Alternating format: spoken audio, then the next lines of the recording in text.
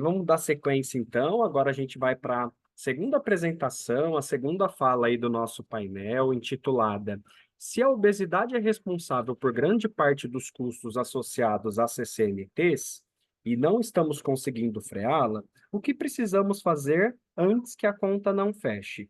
Então, quem vai realizar a fala desse painel é o Dr. Leandro Rezende, da Unifesp, colega aí da Educação Física. Fico muito feliz aí de ver nosso núcleo de conhecimento participando e representando num evento tão importante como esse. Então, o Dr. Leandro, ele é graduado em Educação Física pela Faculdade de Educação Física de Santo André, mestrado em Medicina Preventiva e doutorado em Saúde Coletiva pela Faculdade de Medicina da Universidade de São Paulo. Foi pesquisador visitante no Departamento de Nutrição da Harvard T.H. Chan School of Public Health, orientador permanente no programa de pós-graduação em saúde coletiva da Escola Paulista de Medicina Unifesp, pesquisador colaborador do Núcleo de Pesquisas Epidemiológicas em Nutrição e Saúde da Universidade de São Paulo, no PENS da USP. Atualmente é professora adjunto do Departamento de Medicina Preventiva da Escola Paulista de Medicina da Universidade Federal de São Paulo, a EPM da Unifesp. Doutor Leandro, passo a palavra para você. A gente agradece aí muito também a sua disponibilidade de estar aqui com a gente, compartilhar aí um pouco desses estudos tão importantes que você vem realizando. Obrigado. Eu que agradeço, Átila, pelo convite, pela recepção. Agradeço também aos organizadores do fórum, pelo convite, pela oportunidade. Bom, vou falar um pouquinho sobre os custos, né, das condições crônicas não transmissíveis e o papel da obesidade dentro desse custo. Não coloquei aqui a pergunta norteadora da fala, porque é um pouquinho grande, mas já vou mostrá-la, né? Vocês conseguem ver minha tela? Consegue confirmar para mim? Sim, tudo certo, Tá, Leandro. Já estamos vendo aqui sua apresentação. tá ótimo. Então, só para dizer que não tenho nenhum conflito de interesse em relação a essa fala. E bom, a pergunta que me fizeram, né, e que é um tanto quanto desafiadora, particularmente se respondida em 10 minutos, é se a obesidade é responsável por grande parte dos custos associados às condições crônicas e não estamos conseguindo freá-lo, o que precisamos fazer antes de que a conta não feche. Eu separei minha fala em dois momentos, né? Vou mostrar um pouco desses números inicialmente sobre o custo da obesidade, particularmente para o Sistema Único de Saúde, e também alguns dados sobre a epidemia de obesidade que temos no Brasil. Os custos da obesidade, numa perspectiva do SUS, nós publicamos numa pesquisa financiada pelo CNPq, já há 2 anos atrás, em que nós quantificamos os custos ambulatoriais e hospitalares de 30 condições crônicas não transmissíveis que sabidamente estão associadas ao excesso de peso e obesidade. Então, todos nessa publicação aqui. Nesse estudo, que utilizou dados de 2019, as 30 condições crônicas não transmissíveis, elas foram responsáveis por 6,8 bilhões de reais gastos com as 30 condições crônicas não transmissíveis que eu comentei, e nossas estimativas sugerem que aproximadamente 1,5 bilhão de reais por ano são gastos com o tratamento dessas 30 condições por causa da obesidade. Então, o excesso de peso e obesidade sendo responsável aí por um custo de aproximadamente 1,5 bilhão de reais. Esses custos, eles estão particularmente relacionados com o tratamento de doenças cardiovasculares, doenças respiratórias, cânceres, e doenças do aparelho digestivo. Essas compõem a maior parte dos custos atribuíveis ao excesso de peso e obesidade. Nesse estudo aqui, nós também quantificamos, então, esse percentual das doenças cardiovasculares atribuível dessas diferentes doenças, né? Nós temos dados das 30 condições crônicas, aqui agrupadas em categorias maiores, né? de análise. Então, o percentual dessas doenças atribuíveis ao excesso de peso e obesidade, o número de procedimentos que são realizados no SUS e mortes atribuíveis também ao excesso de peso e obesidade. Esses dados que eu mostrei para vocês foram utilizando, nós utilizamos dados de 2019 sobre para quantificar os custos atribuíveis ao excesso de peso e obesidade. Nós utilizamos dados de inquéritos de saúde. Então, um dos inquéritos mais utilizados aqui no Brasil é o Vigitel, né, que monitora fatores de risco e proteção para doenças crônicas nas capitais brasileiras e no Distrito Federal, e que desde 2006 vem coletando dados de várias condições crônicas, incluindo obesidade, né? E aqui eu estou mostrando para vocês os dados da prevalência de obesidade, que foi inicialmente iniciou o monitoramento em 2006, e nessa época aproximadamente 11% dos adultos que viviam nas capitais brasileiras já tinham ou viviam com obesidade. E no último dado do Vigitel em 2030, em 2023, esse número já saltou para aproximadamente 23%. Então, dobrou nesse período de um pouco mais de quase 2 décadas, né? E aí, a partir desses dados da tendência temporal da prevalência de obesidade, uma das análises que nós fizemos, inclusive dialogando com o plano de enfrentamento de doenças crônicas publicado pelo Ministério da Saúde, e também com as ODS, né, o controle das doenças crônicas tá lá, né? Acho que o Marco vai comentar um pouquinho sobre isso. Ah, nós ah, nós fizemos a seguinte pergunta: se simplesmente as coisas se mantiverem como estão, qual será a prevalência de excesso de peso e obesidade em 2030? E aí nós fizemos um estudo de projeção, que eu vou passar rapidamente. Esse aqui é o cenário encontrado em 2023. Então, nós temos aqui 100 bolinhas, e as verdes representam sobrepeso, o índice de massa corporal de 25 a 29, obesidade 30 a 34 quilogramas por metro quadrado, IMC, e obesidade classe 2 ou 3, o IMC maior ou igual a 35.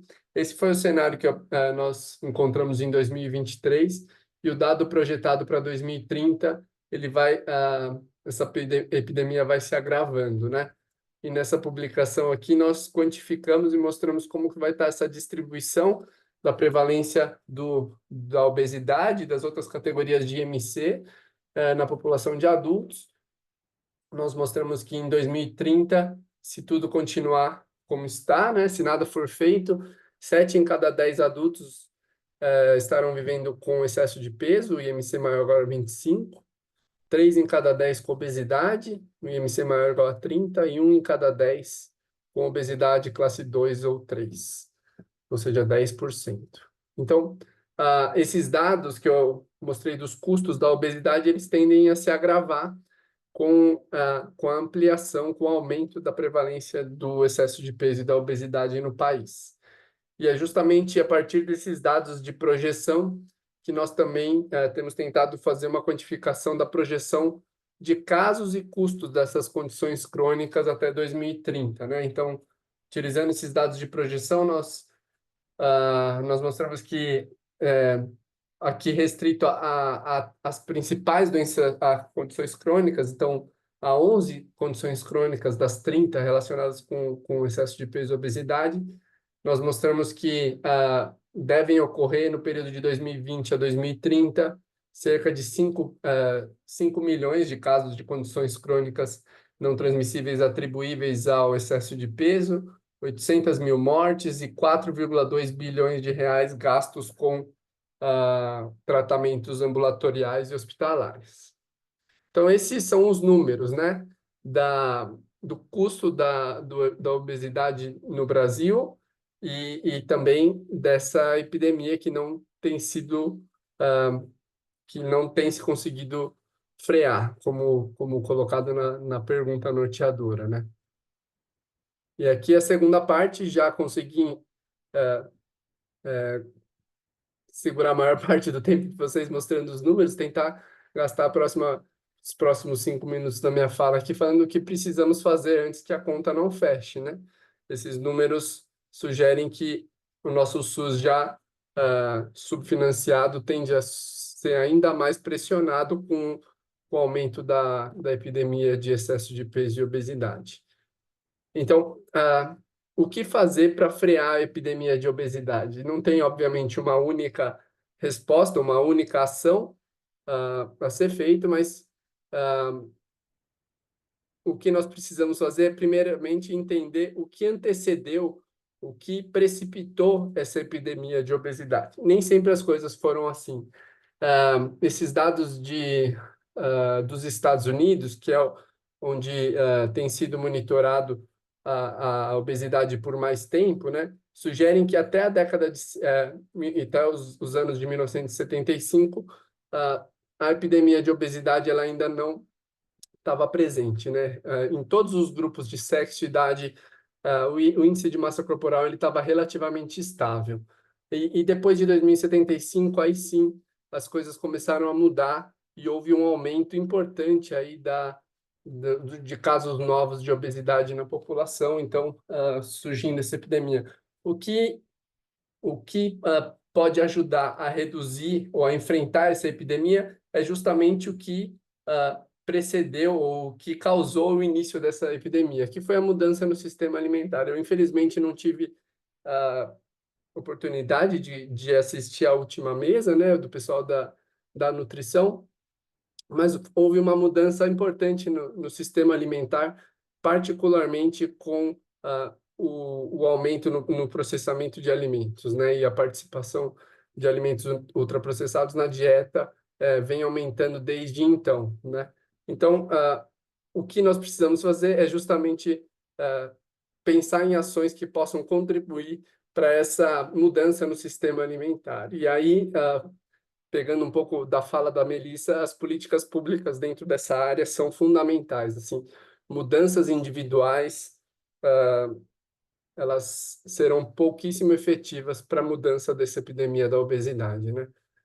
Então, esse aqui é um trabalho de uma aluna de mestrado que terminou o mestrado dela o ano passado no programa de pós-graduação em saúde coletiva da Unifesp, que contou com a orientação do Eduardo Nilson, que participou da última mesa. E aí nós fizemos alguns estudos simulando o potencial impacto da tributação de alimentos ultraprocessados na prevenção de condições crônicas não transmissíveis, né? Então, eu estou mostrando aqui para vocês a prevalência de excesso de peso, né, de sobrepeso, obesidade, IMC maior ou igual a 25. Esse aqui é o dado em 2023, né, aproximadamente metade ou 60% da população vivendo com excesso de peso. E esse cenário apresentado na linha azul aqui representa a continuidade do aumento da prevalência de excesso de peso e obesidade se nada for feito, né, o business as usual. E as outras curvas representam aqui o potencial impacto da tributação de alimentos ultraprocessados, de cenários mais tímidos até cenários mais ousados, em que nós proporíamos uma tributação de até 50% mudança no preço de alimentos ultraprocessados. Essa política, espera-se que ela tenha um impacto, particularmente nos primeiros 5 anos, né? E que depois ela acabe tendo um efeito estagnado e que as coisas continuem. Então, assim, políticas precisam ser revistas ao longo do tempo, né? Essa é uma lição que a gente também tem aprendido com a questão do tabagismo, né?